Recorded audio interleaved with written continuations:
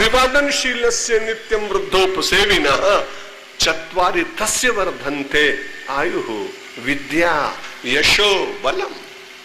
ये चारों वस्तुओं के बिना मनुष्य का जीवन उसे अपूर्ण दिखाई पड़ता है। इसलिए निवेदन करता हूं नए बच्चों को, परिवार के प्रत्येक व्यक्ति को, अपने से वृद्ध जनों का सम्मान करिए। इस देश को अमेरिका और इंग्लैंड न बनाइए, इसे कनाडा मत बनाइए जहां 75 वर्ष की अधिक से आयु लोग केवल सीनियर सिटीजन होम में रहकर और मील ऑन द व्हील पर गुजारा करते हैं। मुझे तो बड़ी दया आती जब मैं टोरंटो पहली बार गया, एक वृद्ध व्यक्ति ने मुझे बुलाया, बात की, वो मुझे छोड़ना नहीं चाहता था। मैंने कहा भाई मुझे दूसरा काम है, I have another engagement, I want to go. उसने कहा नहीं मेरे साथ बात करिए, क्योंकि मैं 10 दिन से ऐसा ही बैठा हूं, मुझे कोई बात करने वाला नहीं मिला। ये पश्चिम की मानसिक पावर्टी इतनी बड़ी है इस देश में, उसे मत आने दीजिए।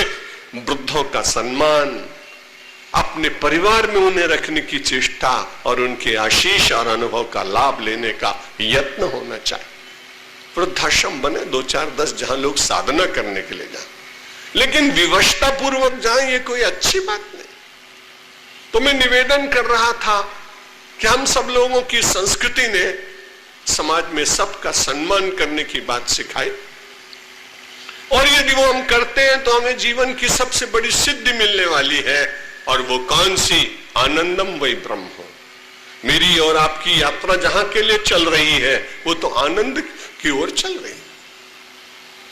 उस आनंद को प्राप्त करने के लिए जैसे अभी मैंने निवेदन किया कि जहां प्रकाश है वहां ढूंढिए, जहां अंधकार है उस अंधकार में यदि ढूंढने का प्रयत्न किया, वासना एक अंधकार, उसमें कोई व्यक्ति क्षणिक सुख तो प्राप्त कर सकता है, लेकिन उससे कोई शाश्वतता का उसको प्राप्ति हो जाएगी ये कभी संभव नहीं।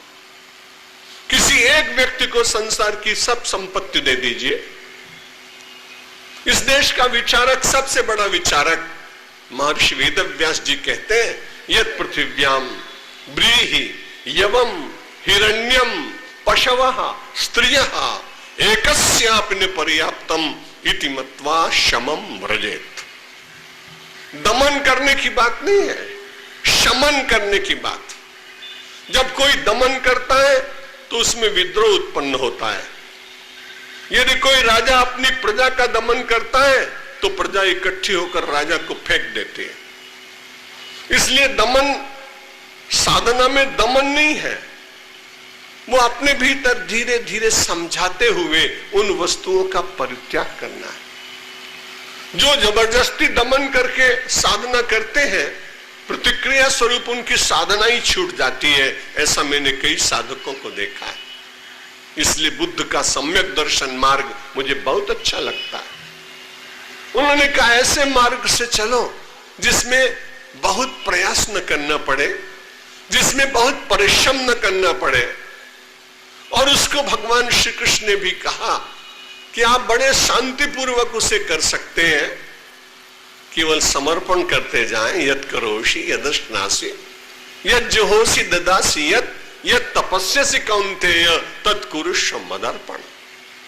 जो कुछ भी आप खा रहे हैं, जो कुछ भी आप कर रहे हैं, जो कुछ भी आप देख रहे हैं, जो कुछ भी आप चिंतन कर रहे हैं, जो भी आपके जीवन का निश्चित रूप से व्यवसाय बन गया है, आप उसे छोड़ न पाएंगे और छोड़ने की बहुत चेष्टा न करें। तब बोला करें क्या? तो भगवान श्री कृष्ण ने कहा आप उसे समर्पित करने का प्रयत्न करिए।